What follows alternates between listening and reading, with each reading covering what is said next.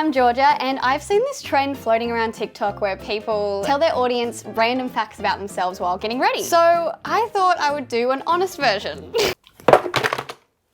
Off to a great start. So first of all, I think cancel culture is stupid, okay? I hate it. Like, apparently everyone else but influencers are allowed to make mistakes and learn from them. Now don't twist my words, okay? I'm not talking about the people that genuinely deserve to be deplatformed. Like, they can go, okay? See you later. I'm just talking about growth in general. Now, I'd like to say I was quite a progressive child, all right? But everyone has their flaws. So without further ado, here are some things that I should have been cancelled for as a child. Number 1, when I was 10, I didn't know what boundaries were. I once shoved my guinea pig in doll swimmers and chucked it in the pool to teach it swimming lessons. The poor thing was probably fucking traumatized, but I was determined to achieve breaststroke by the end of the day. Cancelled.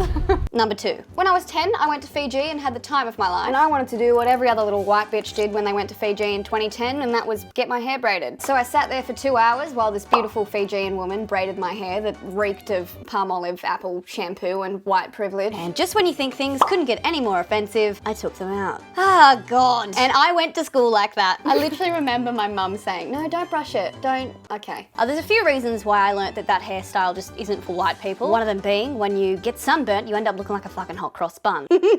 Cancelled. Where's my chubby stick? My contour stick? Where is my contour stick? I was literally looking for this thing that's called the chubby stick. She should be less hard on herself, like she was standing behind this Olay thing. I couldn't see her, skinny legend. I was gonna put this thing on. Okay, sorry.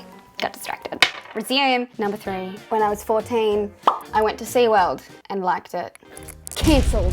Some people might be a bit confused by that one, like what's wrong with SeaWorld? A few things. Somewhere in America, like the SeaWorld in America, the biggest one, this is the size of the car park and this is the size of the orca tank. So that's why. Oh.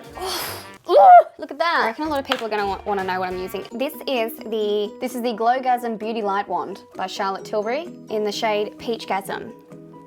This is a Clinique chubby stick, what I use to prep my skin. Olay, we love. Number 4. When I was 11, I smirked during the 1 minute silence on Anzac Day. Cancelled. Definitely one of those things that, like, I don't know, I feel like all kids struggled with being quiet. Get that jawline. Number 5. This one's bad. How do I even start this? When I was 8, there was this thing at my primary school called Multicultural Day. I only remember it happening for like a year for a good reason. Let's just say they really, truly missed the mark with this one. So just for some context, my primary school was about as diverse as the standard complimentary tea selection in a hotel room. Like, that shit was bland. Basically, it's so bad. Basically, Multicultural Day was organised by the teachers as a day where they wanted us to celebrate different cultures. And you're probably thinking like, oh, that's cute, right? Like, oh, like there'll be different little pop-up tents with like different food cuisines from like around the world and like maybe some educational lessons from different people of different cultures. Yeah, well, no, it was more like go home and find the most racist costume you own, okay? Come back tomorrow and then we'll have a competition to see which kid out of the class has the most racist costume and they could win a sticker and a Toys R Us gift card. How's that sound? It was basically just a shit show of sombreros, maracas, chopsticks and face paint. And I bet you were wondering, what did you go as, Georgia? I went as this. It's the hot dollar plastic skirt for me. Cancelled. Number 6, when I was about 5, I asked a disabled kid's mum if I could have a ride in his wheelchair.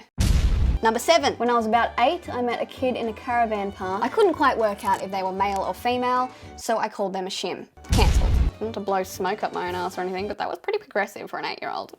8-year-old me was like, well, they could be neither. So I'm gonna make a word up for that. It might not be politically correct, but I've got the right idea. Why do kids care so much about gender? Like, I swear like my generation when we were young, like, God, we were so dumb.